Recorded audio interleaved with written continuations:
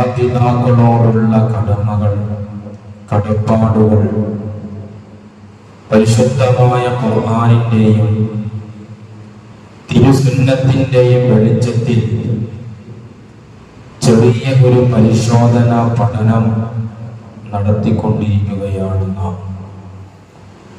കഴിഞ്ഞ ആഴ്ച സൂചിപ്പിച്ചത് മാതാപിതാക്കളെ ബഹുമാനിക്കുകയും എങ്ങനെ അവരോട് പെരുമാറണം, എങ്ങനെ അവരോട് വർത്തിക്കണം എന്നതായിരുന്നു വിഷയം.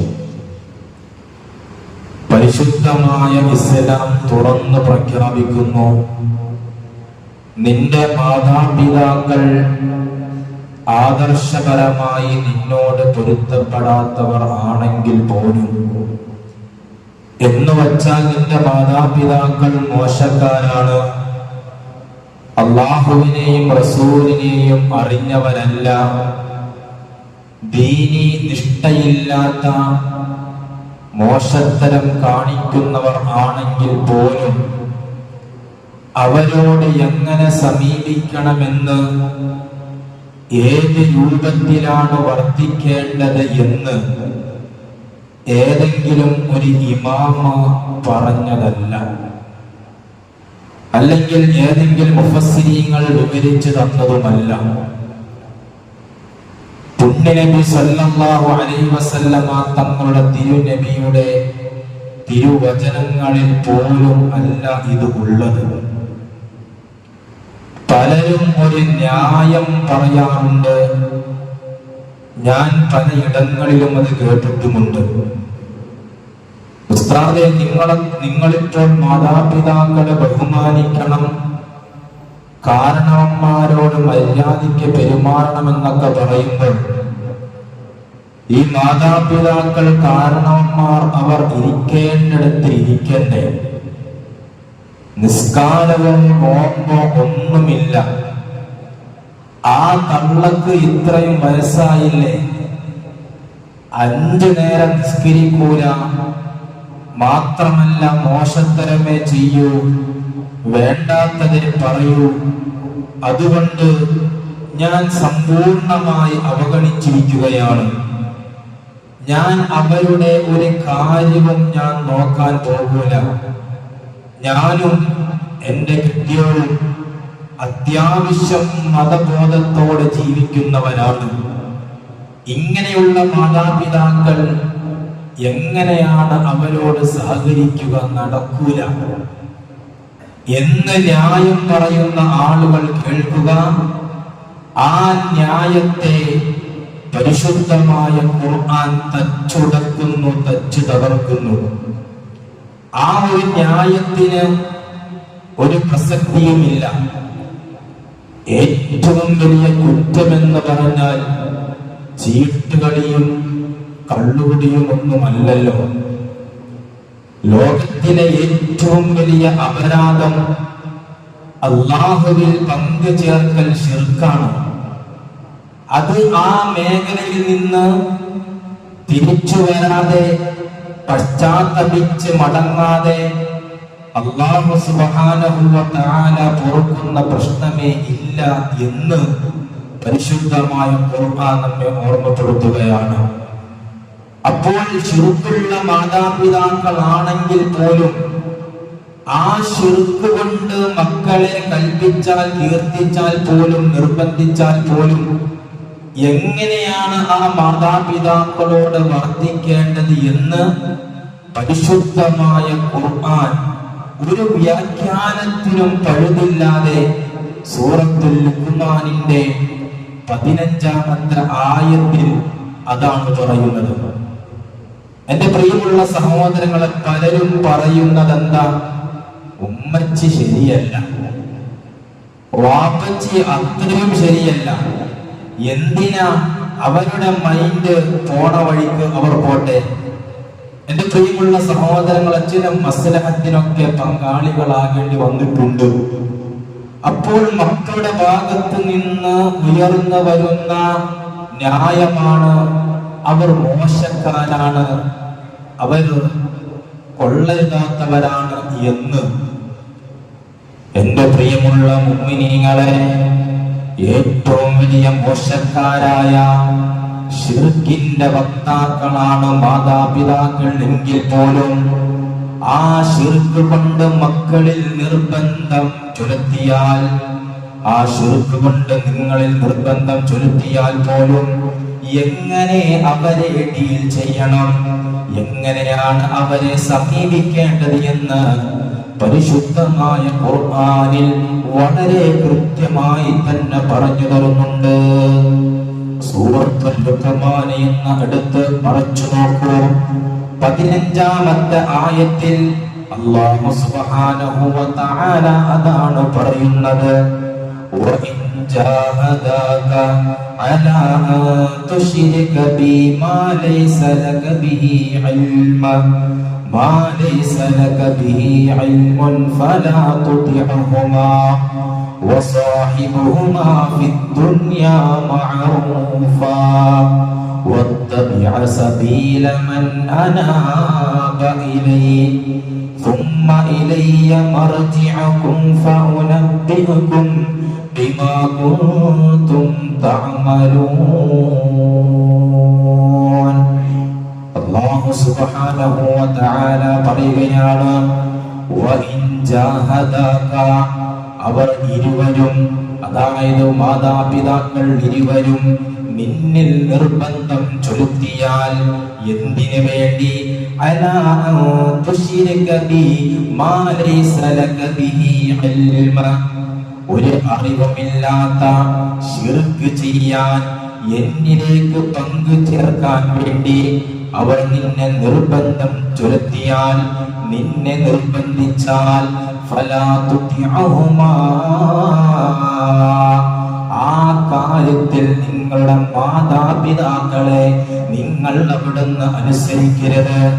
എന്നാൽ കൂടെ തന്നെ അല്ലാഹു സുബ്ഹാനഹു വ തആല പറയുകയാണ്, വസാഹിബുഹുമാ ഫിദ്ദുനിയാ മഅറൂഫാ. ശിർക്കിന്റെ വക്താക്കളാണെങ്കിൽ പോലും അവരുമായിട്ടുള്ള സഹവാസം മുറിച്ചു കളയരുതേ.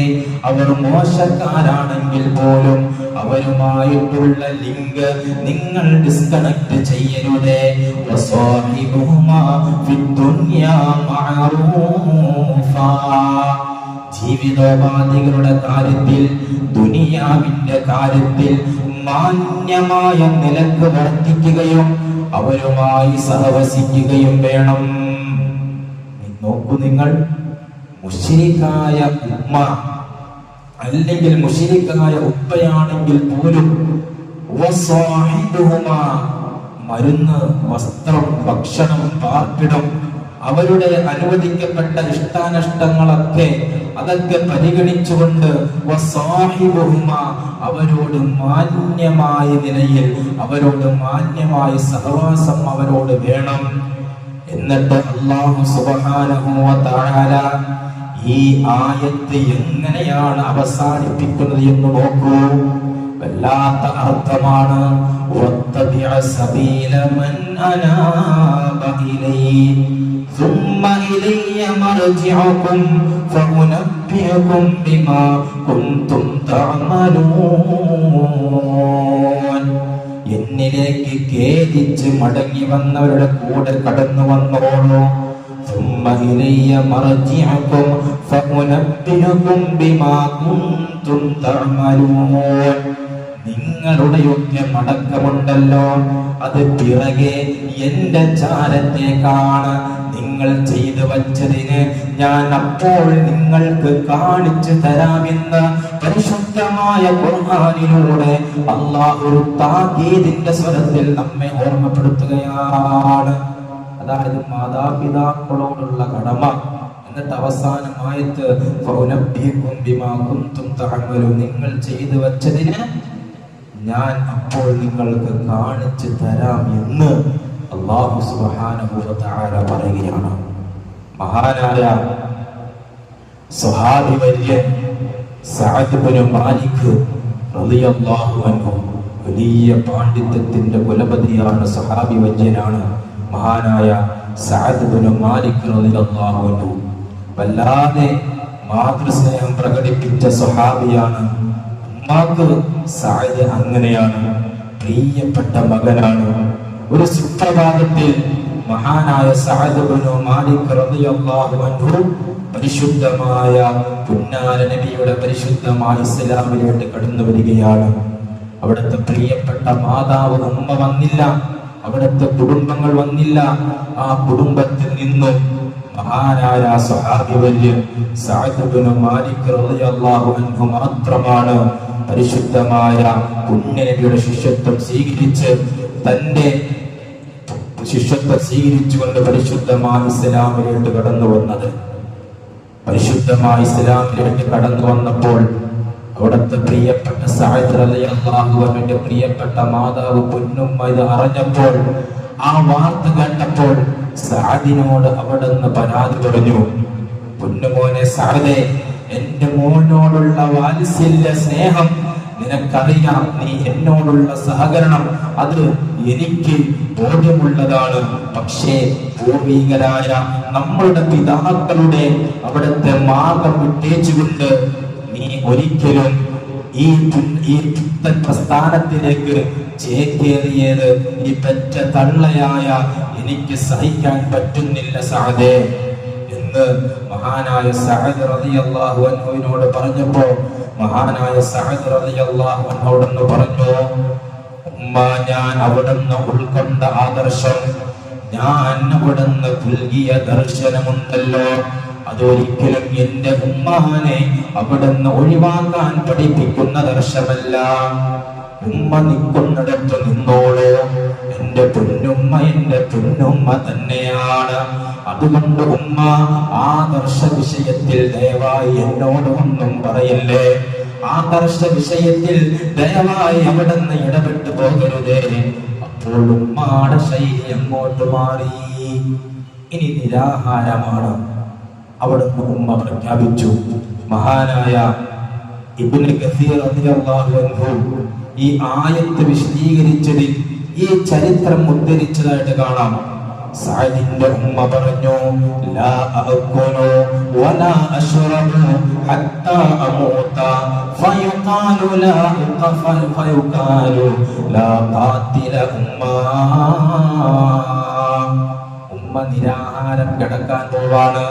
അതുകൊണ്ട് സഅദേ, നീ അവിടുന്ന് കേട്ടോ, ലാ അഅകുലു, നീ പുസ്തൻ പ്രസ്ഥാനത്തിൽ നിന്ന് മാറുന്നില്ല എങ്കിൽ ഞാനിനി തിന്നുകയില്ല മോനെ, ഞാനിനി കുടിക്കുകയില്ല. അങ്ങനെ ഞാൻ തിന്നാതെയും കുടിക്കാതെയും അവിടുന്ന് മരിക്കുന്നത് വരെ കിടക്കും. അങ്ങനെ മറ്റുള്ളവർ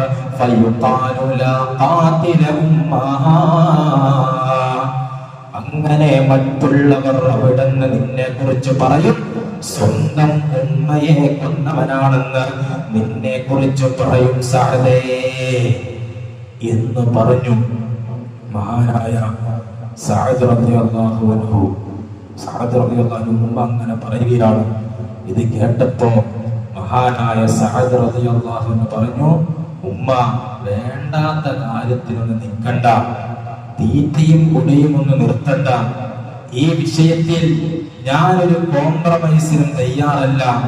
ഉമ്മാനോടുള്ള സ്നേഹത്തിന് ഒരു കുറവും ഞാൻ വരുത്തിയിട്ടില്ലല്ലോ ഉമ്മ. അതുകൊണ്ട് ഈ തീറ്റയും കൊടിയും ഒന്നും എന്റെ പ്രിയപ്പെട്ട ഉമ്മ നിർത്തണ്ട. പക്ഷേ അവിടുത്തെ പ്രിയപ്പെട്ട സഅദ് റളിയല്ലാഹു അൻഹുവിന്റെ ഉമ്മ അവിടുന്ന് സമരം അങ്ങനെ അവിടുന്ന് തുടങ്ങി. ഒരു ദിവസവും അന്നവും പാനീയവുമെല്ലാം പൂർണ്ണമായി വെടിഞ്ഞു. അങ്ങനെ രണ്ടാമത്തെ ദിവസവും അന്നവും പാനീയവുമെല്ലാം വെടിഞ്ഞ് 48 മണിക്കൂർ അങ്ങനെ തുടർന്നപ്പോൾ അവർ കട്ടിലിൽ പരവശയായി കിടക്കുന്ന സമയത്ത് മഹാനായ സഅദ് റളിയല്ലാഹു അൻഹു പ്രിയപ്പെട്ട ഉമ്മയുടെ ചാരത്ത് വന്നു നിന്നുകൊണ്ട് അവിടുന്ന് ഒരു പ്രഖ്യാപനം നടത്തി. മഹാനായ ഇബ്നു കസീറിൽ ഉദ്ധരിക്കുന്നതായിട്ട് കാണാം, യാ ഉമ്മ തഅലമീൻ വല്ലാഹി ലൗ കാനത് ലകി മിഅത നഫ്സ് ഫഖറജത നഫ്സൻ നഫ്സാ മാ തറക്തു ദീനി ഫഇൻ ശഅതി ഫഖുലി വഇശ്വതി ലാ തഖുലി. എന്താ പറഞ്ഞത്? എന്റെ പൊന്നുമ്മയാണ്. അവിടുന്ന് യാ ഉമ്മ എന്റെ പൊന്നുമ്മ തഅലമീൻ, അവിടുന്ന് ശരിക്കും മനസ്സിലാക്കിയ ഉമ്മാനോട് സഅദ് പറയുകയാണ്, വല്ലാഹി അല്ലാഹു ആണേ സത്യം, ലൗ കാനത് ലകി മിഅത നഫ്സ, എന്റെ ഉമ്മ അവിടുന്ന് 100 തവണ ജീവനുണ്ടെങ്കിൽ, എന്റെ ഉമ്മാക്ക് 100 ജീവനുണ്ടെങ്കിൽ, ഫഖറജത നഫ്സൻ നഫ്സ, ഈ കാര്യത്തിൽ എന്റെ ഉമ്മ പട്ടിണി കിടന്ന് 100 തവണ അവിടുന്ന് മരിക്കേണ്ടി വന്നാൽ പോലും ഞാൻ ഇപ്പോൾ പുതിയ ഈ ആദർശമുണ്ടല്ലോ, അല്ലാഹുവിന്റെ റസൂലിന്റെ ആദർശമുണ്ടല്ലോ, ഈ ഉപേക്ഷിക്കാൻ ഈ സഅദ് തയ്യാറല്ല ഉമ്മ. ഫഇൻ ശിഅതി ഫഖുലി വശഅതി ലാ തഖുലി, വേണമെങ്കിൽ തിന്നോളൂ, വേണ്ടെങ്കിൽ തിന്നാതെ മരിച്ചു വെക്കോളൂ എന്ന്. അപ്പോൾ ആദർശത്തിന്റെ കാര്യത്തിൽ എന്തില്ല, ഒരു കോംപ്രമൈസ് ഇല്ല. ഫഅക്കൽത, ആ പ്രിയപ്പെട്ട മാതാവ് അവിടുന്ന് നിരാഹാരം അവസാനിപ്പിച്ച് അവിടുന്ന് ഭക്ഷണം കഴിച്ചു. കാരണം പരിശുദ്ധമായ ദീനിന്റെ മനോഹരതയ്ക്ക് മുന്നിൽ ഉമ്മ ഒന്നുമല്ല. മുത്തുനബി സല്ലല്ലാഹു അലൈഹി വസല്ലമ തങ്ങളുടെ സ്നേഹത്തിന്റെയും കാരുണ്യത്തിന്റെയും മുമ്പിൽ ലോകത്തൊരു ഉമ്മാക്കും ഇല്ലാത്ത മാതൃവികാരം അത് മുത്തുനബിയുടെ താല്പര്യത്തിന്റെ മീതയല്ല. അതാണല്ലോ അന്ത ഉമ്മുൻ അം അബൂൻ മാ റഅയ്നാ ഫീമാ മിസ്ല ഹുസ്നിക ഖത്തു യാ സയ്യിദി ഖൈറൻ നബി. ഉമ്മയെക്കാളും ഏറ്റവും കൂടുതൽ മാതൃസ്നേഹം, ഏറ്റവും കൂടുതൽ സ്നേഹത്തിന്റെ ഉറവിടം മക്കായ നാംദാർ താജ്ദാറെ മദീന മുഹമ്മദ് മുസ്തഫ സല്ലല്ലാഹു അലൈഹി വസല്ലം. അപ്പോൾ പറഞ്ഞു വരുന്നത് ആദർശ കാര്യത്തിൽ കോംപ്രമൈസ് പാടില്ല. അതോടൊപ്പം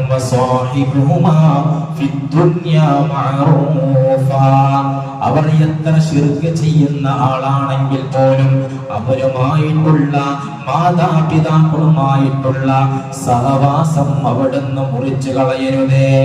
അല്ലാഹു നമുക്ക് ഈമാൻ നൽകി അനുഗ്രഹിക്കുമാറാകട്ടെ. എന്റെ പ്രിയമുള്ള സഹോദരങ്ങളെ, മുശ്രിക്കായ ഉപ്പയോട് മഹാനായ വലിയുല്ലാഹി ഇബ്രാഹിം നബി അലൈഹിസ്സലാത്തു വസ്സലാം, ഖലീലുല്ലാഹി ഇബ്രാഹിം നബി അലൈഹിസ്സലാത്തു വസ്സലാം അവിടുത്തെ പ്രിയപ്പെട്ട പിതാവുമായി സംവാദിച്ച സംവാദം പരിശുദ്ധമായ ഖുർആനിൽ ഏറ്റവും ഇസ്സത്ത് ഖുർആനിൽ രേഖപ്പെടുത്തിയിട്ടുണ്ട്. പിതാവിനെ ഉപദേശിച്ച ഉപദേശം എങ്ങനെയായിരുന്നു? കഴിഞ്ഞ ആഴ്ച നമ്മൾ പറഞ്ഞു, യാ അബ്ദി, എന്റെ വാപ്പിച്ചി എന്നായിരുന്നു വിളിച്ചത്. നമ്മൾ കഴിഞ്ഞ ആഴ്ച പറഞ്ഞു. എന്നിട്ട് അവിടെ നിന്ന് പറഞ്ഞു, എന്റെ വാപ്പ പിശാചിനെ അവിടെ നിന്ന് ആരാധിക്കല്ലേ, വിഗ്രഹത്തെ അവിടെ നിന്ന് ആരാധിക്കല്ലേ. പക്ഷേ പ്രിയപ്പെട്ട ഉപ്പയായ ആസർ അവിടെ നിന്ന് പൊട്ടിത്തെറിച്ചു. നിന്റെ ഈ ജൽപ്പനങ്ങൾ ഇനി നിർത്തിയിട്ടില്ല എങ്കിൽ ഞാൻ നിന്നെ കല്ലിനെറിയും ഇബ്രാഹിമേ എന്ന് പ്രിയപ്പെട്ട വാപ്പയോടൊന്ന് പറഞ്ഞപ്പോൾ ഇബ്രാഹിം നബി അലൈഹിസ്സലാം എന്താണ് പറഞ്ഞത്? ഖാല സലാമുൻ അലൈക സഅസ്തഗ്ഫിറു ലക റബ്ബി. എൻ്റെ പ്രിയമുള്ളവരെ, ഇതൊക്കെ പഠിച്ചോ. ആവശ്യം വരും. നമ്മുടെ ഉമ്മാനോട് കേരളത്ത് സംസാരിക്കുന്നവർ, പ്രിയപ്പെട്ട വാപ്പാനോട് ദീനി ആദർശത്തിന്റെ പേരിൽ രോക്ഷം പ്രകടിപ്പിക്കുന്നവർ കേട്ടോ.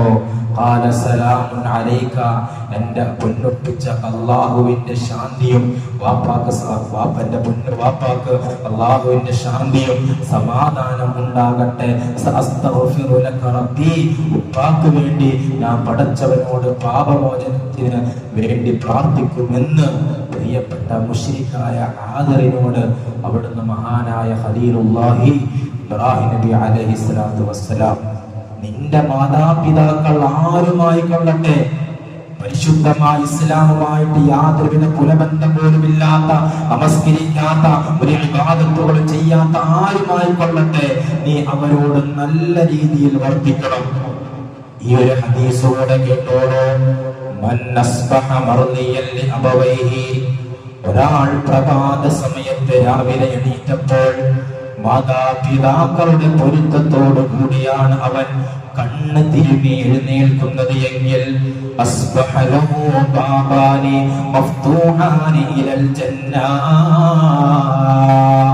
സ്വർഗ്ഗത്തിലെ 2 കവാടങ്ങൾ തങ്ങൾ അവന്റെ അല്ലെങ്കിൽ ആ മകളുടെ മുന്നിൽ അല്ലാഹു സുബ്ഹാനഹു വ തആല തുറക്കപ്പെടുമെന്ന് പരിശുദ്ധ റസൂൽ സല്ലല്ലാഹു അലൈഹി വസല്ലം. എന്നിട്ട് അല്ലാഹുവിന്റെ റസൂൽ പറഞ്ഞു, മാതാപിതാക്കൾ അക്രമികളാണെങ്കിൽ പോലും, മോശപ്പെട്ട മാതാപിതാക്കളാണെങ്കിൽ പോലും അവരുടെ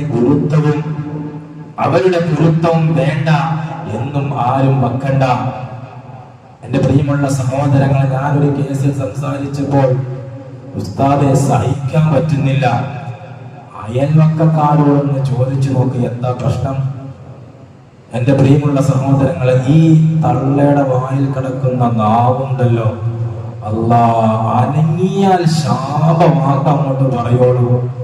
നീ നന്നാവൂല, നീ ഗതി പിടിക്കൂല എന്ന് ഇങ്ങനെ എപ്പോഴും ഇങ്ങനെ പറഞ്ഞുകൊണ്ടിരിക്കും. അതുകൊണ്ട് കുറച്ചൊക്കെ സഹിക്കാൻ പറ്റുള്ളൂ. പറഞ്ഞു പോവുമല്ലേ ഉസ്താദ്, നമ്മൾ മനുഷ്യരല്ലേ. അങ്ങനെ അകാരണമായി മാതാപിതാക്കളെ ശപിച്ച നീ പേടിക്കുന്നു വേണ്ട. അല്ലാഹു ഗഫൂറും റഹീമും ആണ്. പക്ഷേ ഇനി അനാവശ്യമായി നിന്നെ നിരന്തരം ശപിച്ചുകൊണ്ടിരിക്കുകയാണെങ്കിൽ, നിന്നെ നിരന്തരം അവർ ശാപവാക്കുകൾ പറഞ്ഞുകൊണ്ടിരിക്കുകയാണെങ്കിൽ പോലും നീ പകരം അങ്ങോട്ട് ശപിക്കരുത് എന്ന് മാത്രമല്ല, അവരെ വഴക്ക് പറയരുതെന്ന് മാത്രമല്ല, അവരുടെ മുഖത്ത് നോക്കി കണ്ണുരുട്ടുക പോലും ചെയ്യരുത് എന്ന് പഠിപ്പിക്കാൻ വന്ന നേതാവാണ് മുഹമ്മദ് മുസ്തഫ സല്ലല്ലാഹു അലൈഹി വസല്ലം.